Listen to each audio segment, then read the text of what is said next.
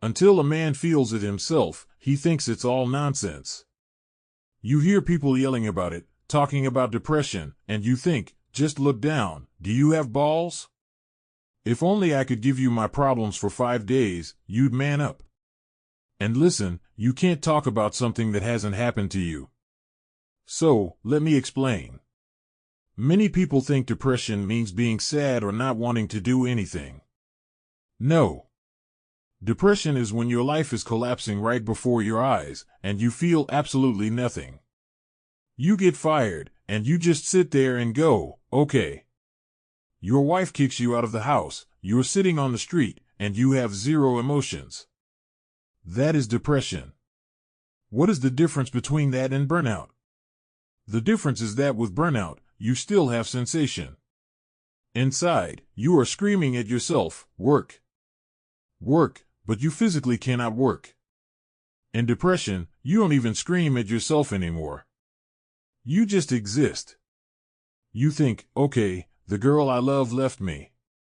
I've become impotent. Okay, I'm impotent.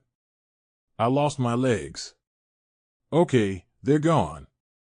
Depression is the loss of the will to live. In burnout, the will to live is there, but the capacity is gone. That creates an internal conflict. I want to work, I want to be a functioning member of society, but I have no strength. I've had burnout since I was 15 years old. It's chronic.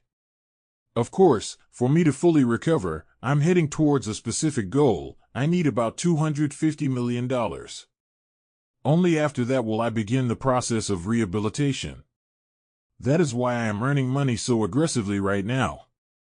Until I have that $250 million, I simply cannot relax, exhale, and focus on myself.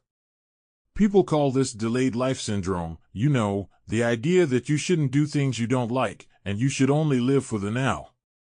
Yes, I am doing things I might not enjoy right now. You might say I'm killing myself a little bit, waiting for that $250 million to start living. But let me explain why I don't see it that way. I've always wanted a private jet. That's just where my ambition ends. I hate the basic package that society offers.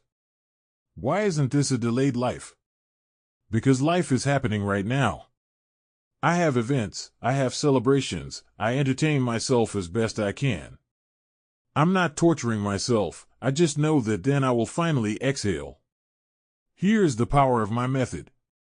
All psychologists, psychoanalysts, and success coaches tell you, remake yourself. Conquer yourself. Break yourself over your knee. Don't pity yourself. What do I say? I say, you have unique, irrational cravings. Satisfy them. Be in unison with them. Make a deal with them and exploit them to your advantage. How should you look at this? Imagine you are the parent of an absolutely genius, yet mentally unstable child who cannot control himself. Imagine you are a programming teacher, and someone brings you this kid. You realize he is a psycho in a good sense, he's a genius. He's 10 years old, coding in C++, just crushing it. But he gets distracted easily, he gets upset when things don't work, and he needs praise. Would you force him to sit still and code? No.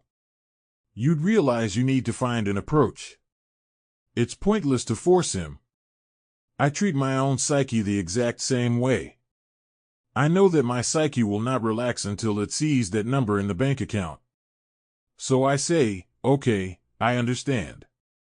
Have you noticed that I give forecasts that come true with 99.9% accuracy? I said there would be 10,000 subscribers in the channel. A year later, there were 10,000. I said we'd hit a specific number in the database by September 1st. We're hitting it. People are joining in massive waves.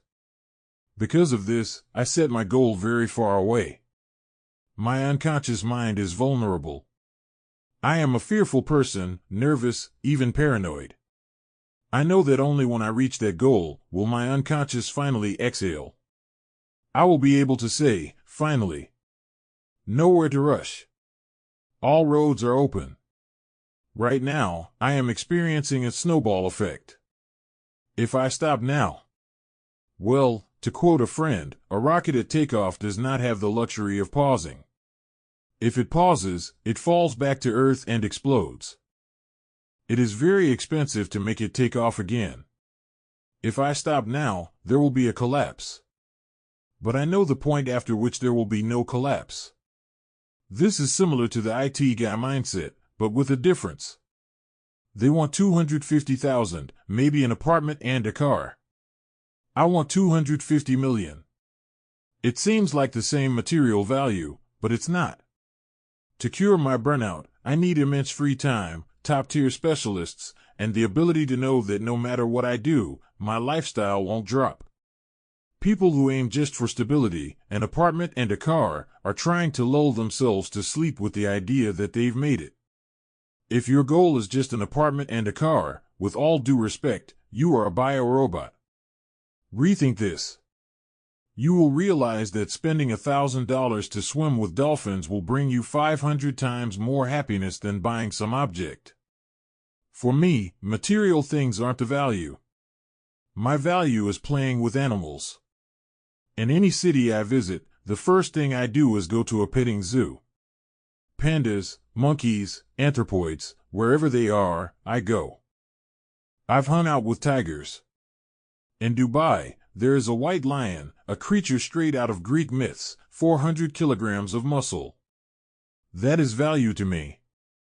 An apartment or a car won't give you happiness. You've been psyoped. They've cast a genjutsu on you. Break free from this. We are living in a time where everything is about renting. My advice, as a dollar multimillionaire who can afford any car except maybe a Bugatti, only rent. Never buy. Dear YouTube subscribers, I won't distract you long from our emotional, educational, and entertaining content. But using my position, I invite you all to the base. We have a huge amount of information, guides on testosterone, restoring your dopamine system, escaping burnout, and how to start wanting things. Right now, I'm recording a guide on self-confidence, where it comes from and how to strengthen it. If you are interested, the link to the private Telegram channel is in the description. Now, let's continue watching and vibing. So, why rent? Because owning is a burden. And what should be the goal of a modern man? To receive pleasure. To be happy. Where is the balance between grinding for money and living? You see this Sigma male stuff everywhere, that a man must be rich. But you should be rich so you can go to Thailand and find yourself 3 cat wives who take care of you, not for the sake of the golden calf, not for money for the sake of money. How does a cat wife differ from the apartment psyop? Because she brings genuine happiness. A villa brings happiness. An empty concrete box for $15 million does not. A villa creates an atmosphere. And you need a woman, or women, who love you, who know your nuances. You come home, everything is ready, everything is clear. The secret to happiness is surrendering to your needs. We talk a lot about testosterone being the hormone of the conqueror, conquering women, achieving goals. But there is a level deeper than testosterone. Think about it like school. A second grader doesn't need to know you can't divide by 0. He'll go crazy. A first grader doesn't need to know about negative numbers. He'll say, "How can I have -1 glass of water?" His brain will fry. When a man first comes to me, I explain the basics. Once he gets that, we go deeper. What is depth? At some point, you realize that your mom's home cooking is 1,000,000,000 times better than any 5-star Michelin restaurant. In childhood, you wanted McDonald's. Now, you understand the value of home. It's the same with women. Girls, girls, girls. But eventually, a clear understanding comes. Chasing quantity is lame. It feels wrong. I had a moment, I can speak frankly, right? I had just finished having sex, sat on the edge of the bed, and thought, what am I doing with my life? I realized that sex with an incredibly beautiful girl who adores you is still just an imitation of love. And I never play at imitation. Why have the imitation when you can interact with the original? Pornography is an imitation of sex. Why do people watch porn? Because they lack the opportunity to do what is in the video. Casual relationships are an imitation of deep love. So why stay in the imitation? Until you quit porn, sex won't happen. Until you quit casual flings, depth won't appear. And look, a harem can be deep love too. It's not about quantity, it's about depth. Think about video games. What is Dota, really? Dota is an imitation of a friendly hike into the woods. Seriously. You gather with friends, you go somewhere, you achieve something, you fight something. Any multiplayer game is a simulation of a hunting trip or a gathering. Eventually, you have to ask, why are we doing this virtually when we are dollar millionaires and can go beat something with sticks in real life? This brings us to a massive problem people have. They get stuck. I see people stuck at a certain income level, say, 300 to 600,000 rubles. Inflation is eating it up, but they stay there. Why? Because they have the basics. They have food delivery, they have a wife, they have an apartment, they can afford a business class taxi. Why move? And then they start farming significance through achievements at work or showing off on Twitter. They get stuck in this comfort zone. Why are some people rockets that cannot be stopped, while others stop at 600K? It's the hormonal background. Low testosterone. Testosterone makes the application of effort feel pleasurable. You start wanting to struggle. When testosterone is low, effort feels like an unpleasant chore. People ask me, will you stop working after you get your 250 million? Will your testosterone drop? It's not about what happens, but how. Someone wins the Olympics and becomes a drunk. Someone else wins and says, now I will enjoy life forever. The biggest request people come to me with is, I want to want. They have lost their drive. They are comfortable. A person who doesn't want to want is beyond the event horizon. He has defined his place in the food chain. He is fine until he gets a reality check. A reality check is colliding with someone like me. You think you're cool earning 600K? Well, here's a guy earning that in dollars. But usually, these people turn on denial mode. They say, well, let him rot in his fancy life, I'm happy in my studio apartment. If that is truly his dream, I am happy for him. Less competition for me. But I wasn't born with this mindset. When I was 4 years old, my mother asked if I would get married. I said no. She asked, who will clean up after you? I said, the maid. I was born this way because my parents gave me freedom, while I saw other kids who had none. So, how do you fix this if you aren't born that way? How do you start wanting things? You have to realize that your brain operates on primitive things. Am I warm? Have I eaten? Do I have food stored?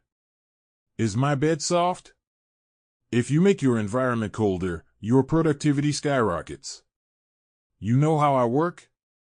In any country, I wear a hoodie, pants, a hat, and set the air conditioner to 16 degrees Celsius. I cannot work otherwise. It's autumn in my house. Try it. The workflow is unreal. Sleep on a hard surface. Sleep exactly 6 hours so you can't just lie around in bed. I had a period where I fell into a pit. I put down 6 layers of wrestling mats and used a rolled-up towel for a pillow. I climbed out of that state incredibly fast. And the most important thing, sexual abstinence. Stop masturbating. Stop watching porn. As long as a man is jerking off to porn, I have nothing to say to him. No advice will work. Why? Because his organism thinks he has a harem of 1,000 beautiful women in his phone. He doesn't need to do anything. The brain has 2 sliders, effort and pleasure. High effort, low pleasure equals negative activity. Zero effort, high pleasure equals positive activity. These simple, instant pleasures ruin your taste for long-term goals. If you eat Snickers and drink Coke, a carrot will taste disgusting. If you flood your brain with cheap dopamine, porn, energy drinks, cigarettes, scrolling, you kill your ability to enjoy real life. You know what's cool about what we are doing right now? We just gave 5% of the viewers a ticket to the happiest life possible. 5% of people watching this will sit up and say, "I did everything he said." And they will actually do it. And it will actually work. Dota players and IT guys are very similar. Both came to their activity through social isolation. But they share a mindset, a striving for perfection. They are open to biohacking, they are open to self-improvement. They both have huge egos. But among them, there are 5% who can tame that ego and say, "This is not enough. I will go further." Those 5% will go donate blood for analysis, they will start sleeping on the floor, they will stop jerking off. And I am happy for them. They will fly to the moon.